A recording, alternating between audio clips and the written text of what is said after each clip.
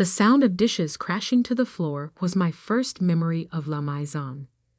I was 5 years old, watching in horror as my father's career as a restaurateur came crashing down, literally and figuratively. That night, as he swept up broken plates and dreams, he told me something I'd never forget. Sophia, in this business, you either own the restaurant or the restaurant owns you. 25 years later, those words still echo in my mind as I stand in the kitchen of Taste, watching my staff prepare for another busy night. They don't know I own this place. None of them do, except for my lawyer and accountant. To everyone else, I'm just Sophie Martinez, the quiet consultant who occasionally drops by to observe operations. My family? They think I'm a failed chef who couldn't hack it in culinary school.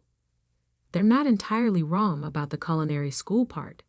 I dropped out after 2 semesters. What they don't know is that I left because I was too busy buying my first failing restaurant and turning it around for a profit. You're throwing your life away, Mom had said when I quit school. Look at your sister Olivia, graduating medical school with honors, making something of herself. Ah, Olivia, the golden child, the successful surgeon who could do no wrong. Every family dinner became a celebration of her latest achievement, while my presence was tolerated with thinly veiled disappointment. But I had a plan. While they thought I was floundering, I was building an empire.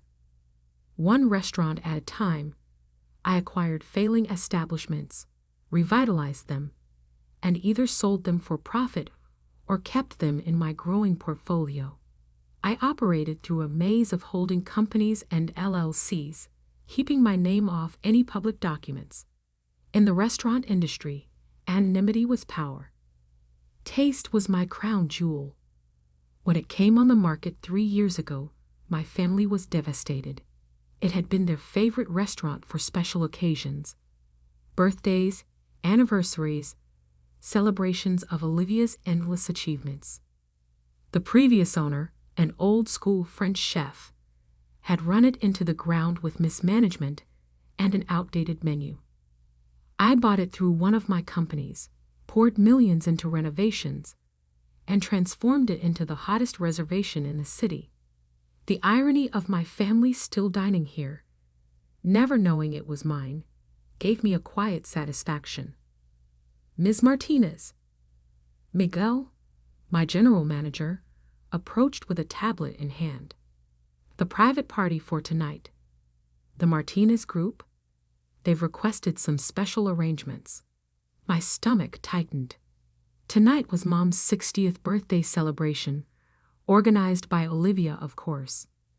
I'd received the invitation 2 weeks ago, a reluctant inclusion that made it clear my presence was more obligation than desire. What kind of arrangements? I asked, though I already had a feeling I knew. They've requested 20 seats at the main table, but Miguel looked uncomfortable. They've asked for an additional small table near the kitchen for 1 guest.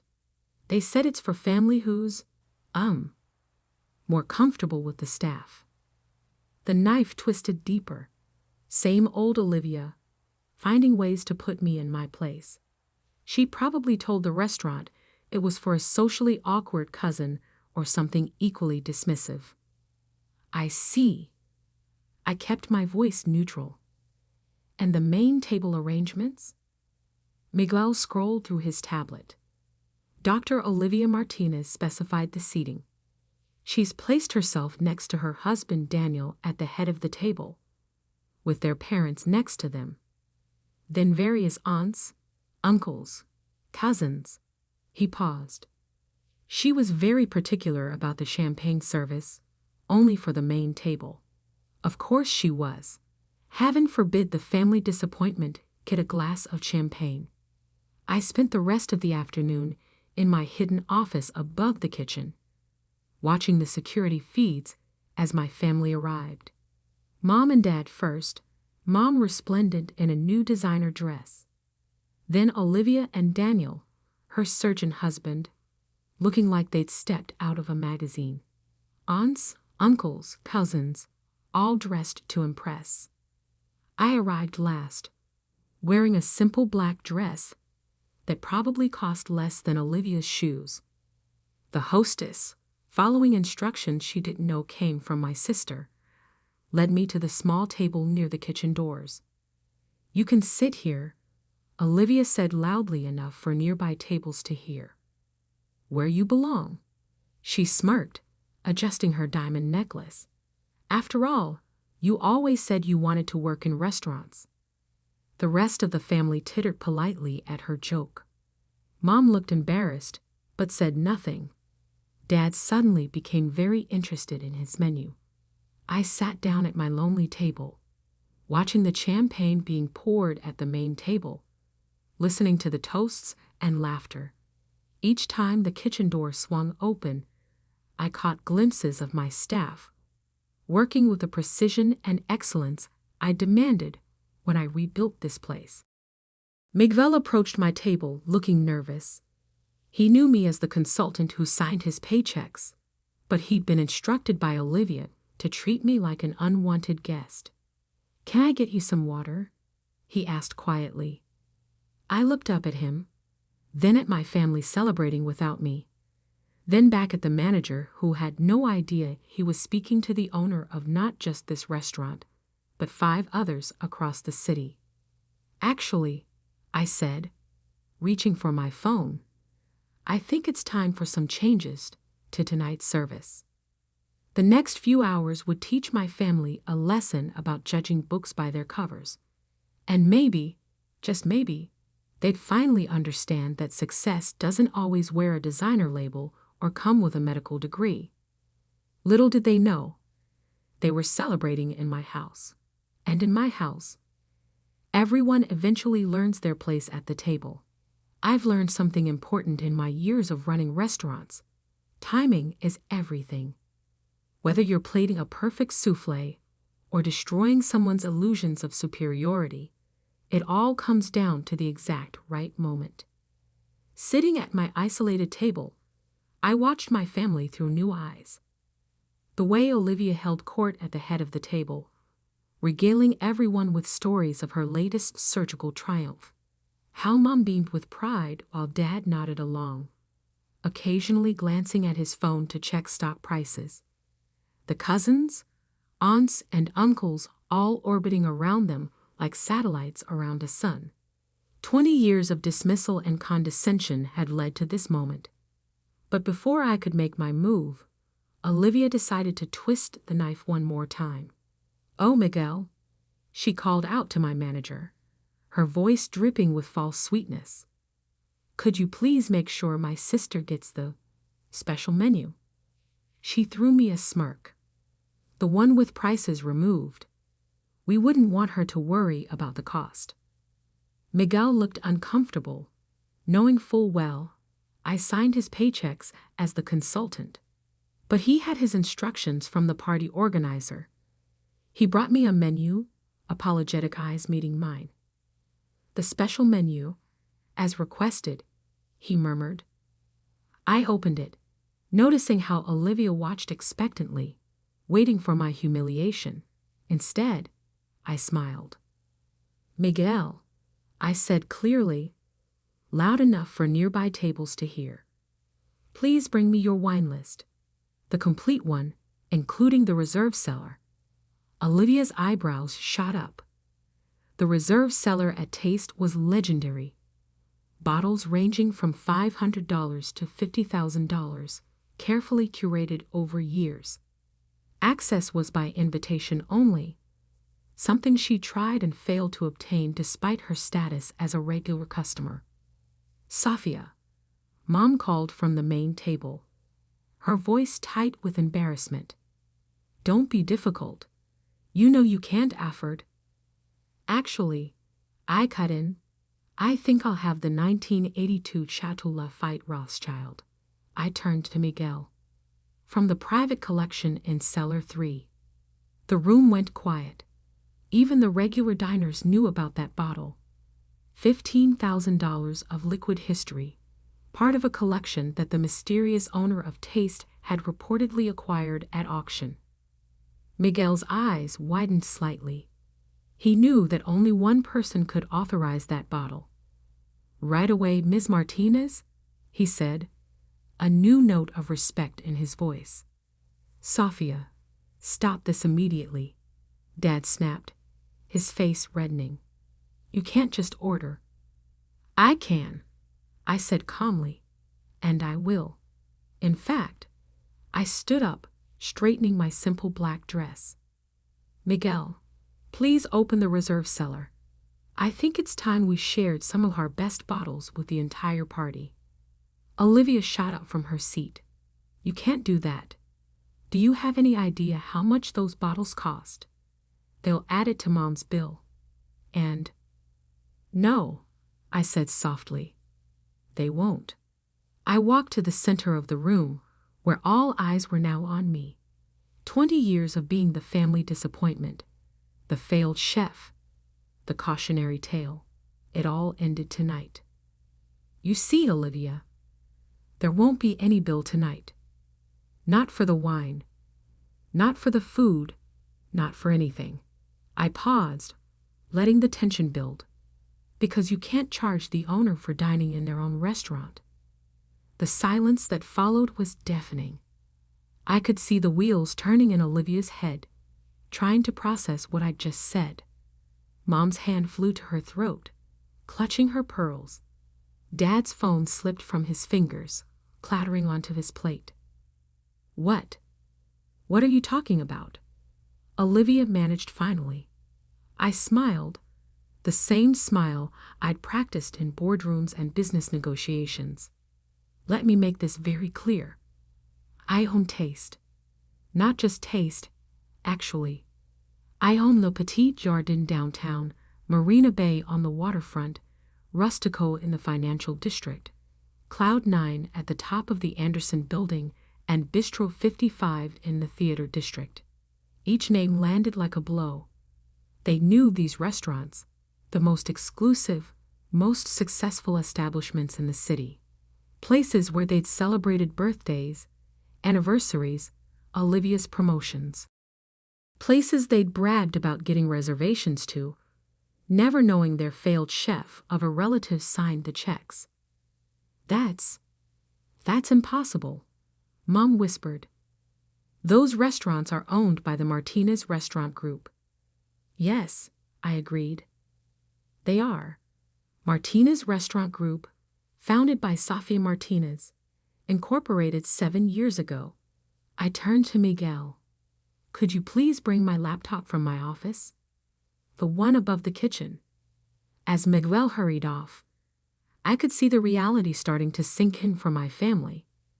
Every dismissive comment, every condescending remark, every time they'd look down on my failure, it was all coming back to haunt them. But you dropped out of culinary school," Olivia sputtered. "You couldn't even finish your training." "I dropped out because I was too busy buying my first restaurant," I corrected her. "A failing Italian place in the business district. Bought it for pennies on the dollar, turned it around in 6 months, sold it for triple the investment. Used that money to buy 2 more failing restaurants. Rinse and repeat." Miguel returned with my laptop. I opened it, logging into the restaurant's systems. With a few keystrokes, every screen in the restaurant, the ones usually showing wine selections and daily specials, switched to display the Martinez Restaurant Group's holdings and financial statements. Current annual revenue across all properties, $35 million, I announced. Net profit last year, $12 million. Market value of the restaurant group, approximately $150 million. The numbers hit them like physical blows. I could see Dad, the former accountant, mouthing the figures in shock. Olivia had gone pale, her perfectly manicured hands gripping the edge of the table. "All those times you seated me by the kitchen," I continued, my voice carrying in the hushed room, All those times you made jokes about my restaurant career. I was signing your checks. Every bottle of wine you ordered to impress your friends. Every special table you requested. Every time you dropped my name to get a reservation. You were trading on my reputation without even knowing it. The look on their faces was almost worth 20 years of condescension. Almost. But I wasn't done yet. Because timing, as I said, is everything. And I had saved my best course for last. The thing about revenge, like fine wine, is that it's best served at precisely the right temperature. Too cold, and you lose the subtle notes. Too warm, and it overwhelms the palate. As I stood in my restaurant, watching my family process the revelation of my success, I felt a strange sense of calm. The expensive bottle of wine arrived, and I gestured for Miguel to pour glasses for everyone, even at my former lonely table by the kitchen. A toast, I said, lifting my glass, to assumptions and to their consequences. Olivia remained frozen. Her perfect makeup couldn't hide the shock on her face. Mom kept opening and closing her mouth, like a fish out of water. Dad, ever the accountant, had pulled out his phone and was frantically Googling the Martinez restaurant group. But why? Mom finally managed. Why didn't you tell us? Tell you? I laughed softly. When would that have been appropriate? During the family dinners where you only talked about Olivia's accomplishments.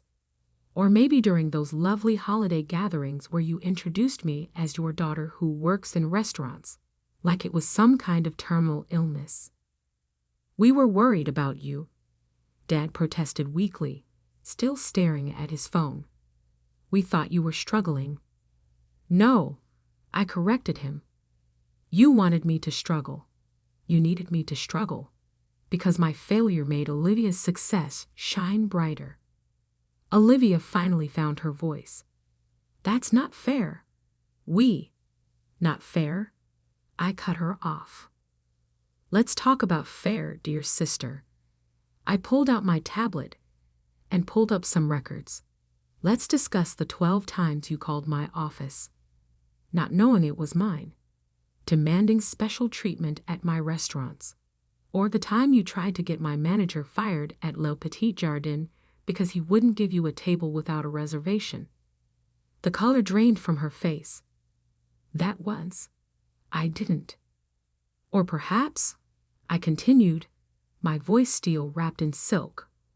We should discuss the review you posted online about Marina Bay last month. The one where you claimed to know the owner personally and threatened to have the chef fired.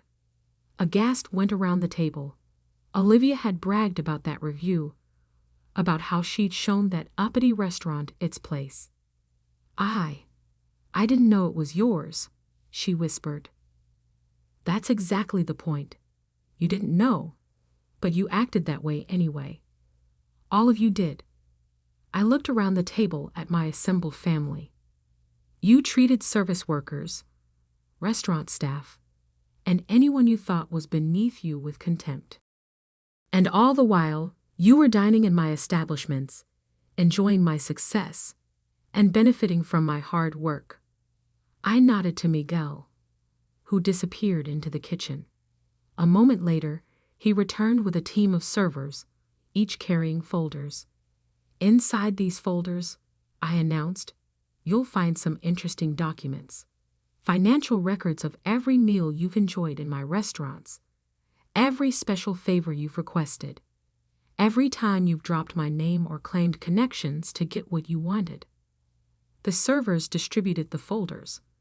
Hands shaking, my relatives opened them.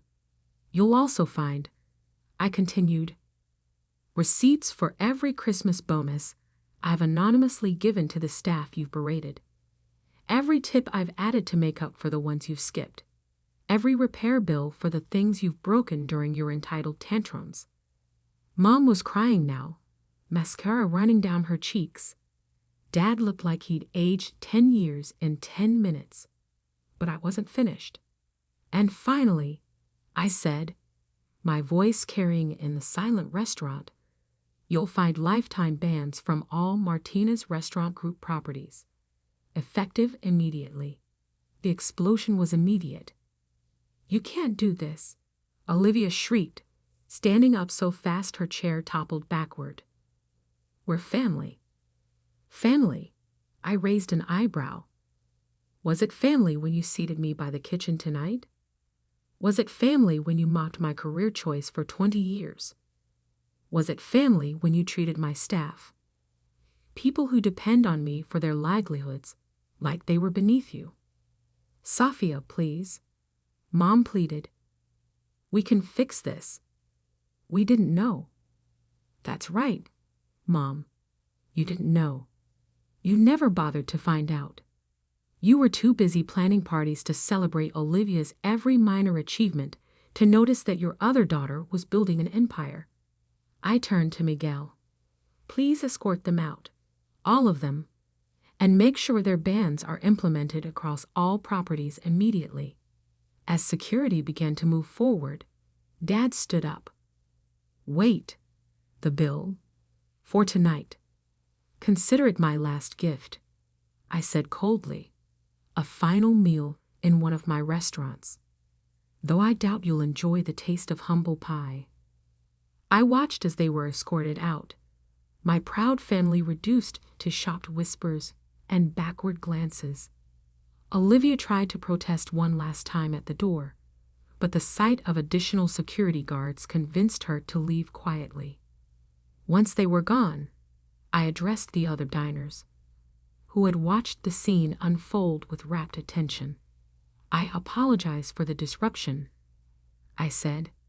Your meals tonight are on the house. Please, enjoy the rest of your evening. The applause that followed was unexpected but warming. I nodded to Miguel to bring me the expensive bottle of wine at my small table by the kitchen. My favorite spot, as it turned out. The place where I could hear the rhythm of my restaurant, feel its heartbeat. Over the next few weeks, the calls and messages poured in. Apologies, explanations, justifications. Mom left tearful voicemails about how proud she was, how she'd always believed in me. She hadn't. Olivia's messages swung between anger and attempted reconciliation. Dad sent lengthy emails analyzing my business success, offering unsolicited advice about tax strategies. I ignored them all.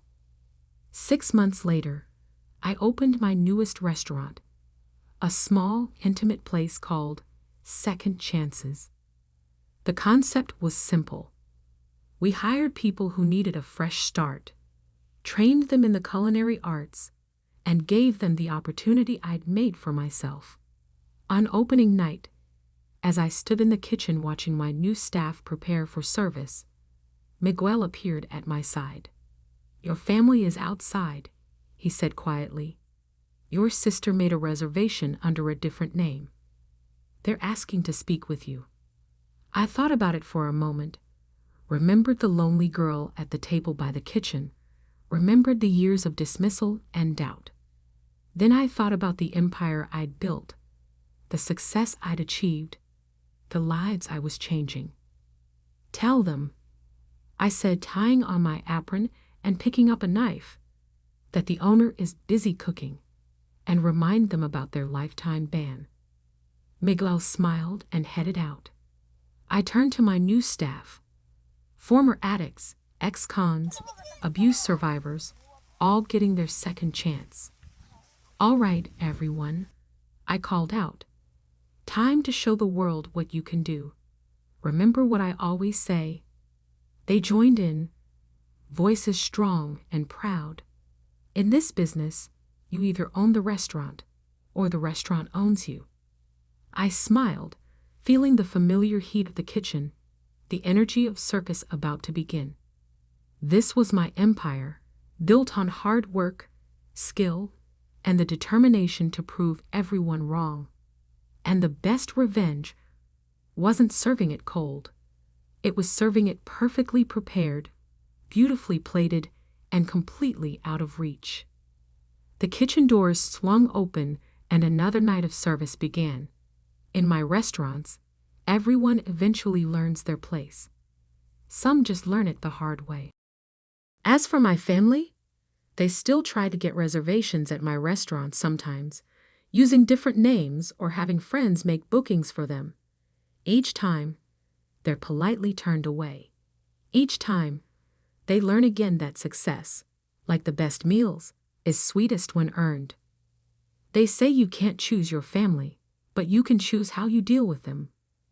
I chose to build an empire they couldn't enter, create success they couldn't claim, and find happiness they couldn't diminish. And every night, I still sit at that table by the kitchen, drinking expensive wine and listening to the symphony of a well-run restaurant.